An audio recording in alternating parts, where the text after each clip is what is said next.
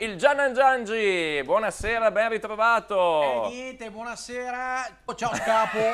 Pube. Ciao Giangi. Cioè, se passi qua da Milano mi cerchi Bestetti Ranelle dell'Otto.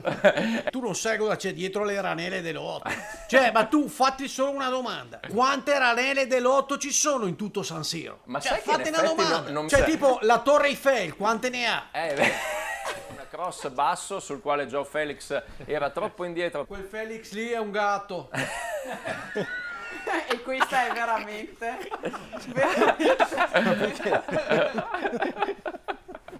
Adesso col VAR, con le telecamere, ogni gesto in campo viene visualizzato da 4-5 parti diverse. Ti guardano anche quello che pensi, hai capito?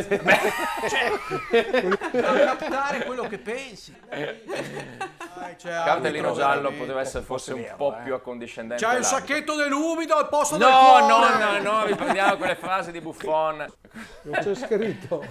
Fornò in gita coi Simpa. Ma queste telecamere veramente sono una cosa fenomenale. Cioè, queste qua, è una TV HD. Sar che perde purtroppo questo Taglia, duello. Sar, taglia! Era- Taglia!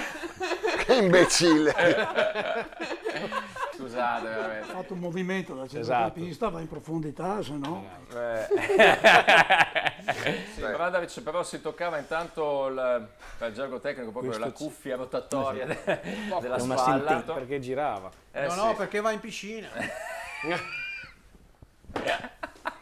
Ma con No, che serietà poi? Sì, guarda, vedendo lì in campo, uno dei leader era proprio Duda. Il leader è un po' come il capitano, quello che è vicino all'arbitro, che mi va lì e che fa come i giocatori del Milan, va là e cerca di istigare, di parlare, di portarlo dalla sua in maniera furba. Infatti il Duda va anche alle riunioni di condominio.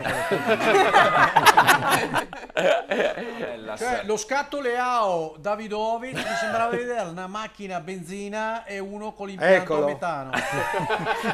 Con la roulotte dietro. Stiamo giocando bene! Stiamo giocando bene! Oh là, 89esimo.